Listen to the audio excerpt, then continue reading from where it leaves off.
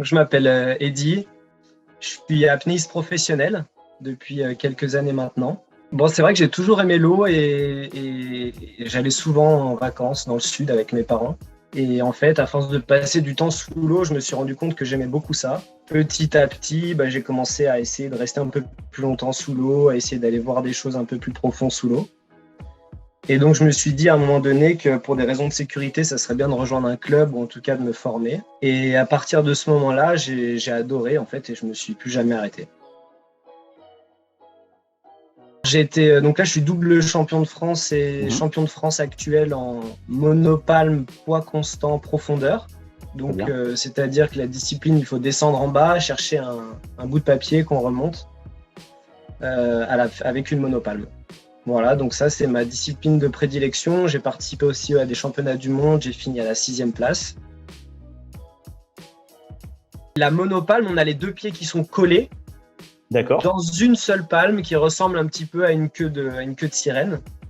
Et ce qui est intéressant avec la monopalme, c'est qu'on a un petit peu plus de puissance et ça permet aussi d'utiliser tout le corps, c'est-à-dire le haut du corps, de faire une ondulation avec le haut du corps, le bassin, et qui permet de répartir un peu l'effort, de ne pas avoir l'effort que dans les cuisses. On a tous en fait des capacités de mammifères marins qui sont plus ou moins enfouies en fait en nous. Et on va les redéclencher, les stimuler en fait en faisant des entraînements basiques où on a des phases où on retient sa respiration, des phases où on respire. Et en fait, à force de s'entraîner, on a le corps qui se transforme vraiment et qui peut se mettre en mode apnée. Et on a des vieux réflexes d'immersion, les mêmes en fait que les dauphins, que les mammifères marins. D'accord. Et donc c'est pour ça que on est fait pour faire de l'apnée, le corps est fait pour faire de l'apnée et que en général les gens qui commencent l'apnée progressent assez vite. On arrive à redéclencher tout ça et c'est assez impressionnant de voir comme le corps humain est fait. Ouais. Les réflexes d'immersion, c'est tout le monde qui les a en soi et puis donc on a la température qui baisse, on a le cœur qui baisse. Plus le cœur est bas, moins on va consommer d'énergie et donc plus on va pouvoir économiser cette petite quantité d'oxygène qu'on a dans le corps. On a aussi la rate qui se met à produire des globules rouges et on a aussi ce qu'on appelle une vasoconstriction périphérique, c'est-à-dire que comme lorsqu'on a froid, tout le sang part des membres, donc les mains, les pieds, les bras, les jambes, et le sang va venir se concentrer dans le cerveau et dans les poumons. Vu qu'il y a moins de sang dans les muscles, ils utilisent moins d'oxygène et en fait, on est aussi en mode économie. Donc, c'est assez intéressant de voir que tout ça, avec de l'entraînement, se redéclenche en fait.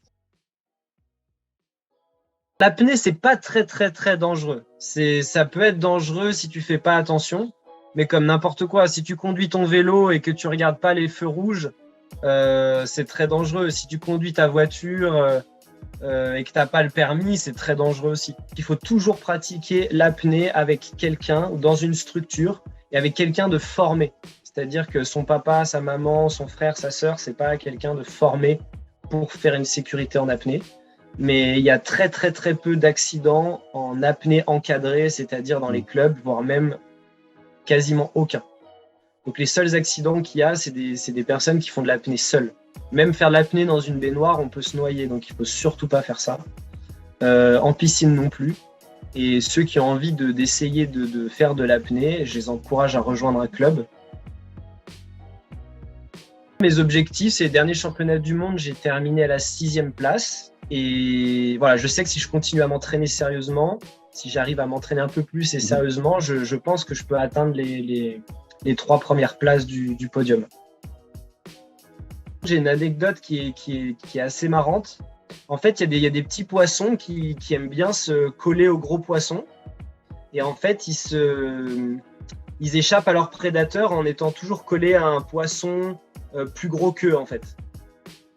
Et parfois, ça arrive quand on est avec le bateau et qu'on plonge en profondeur, que ces petits poissons viennent se coller au bateau ou se coller à la bouée sur laquelle on est. Et ils restent en fait sous cette bouée.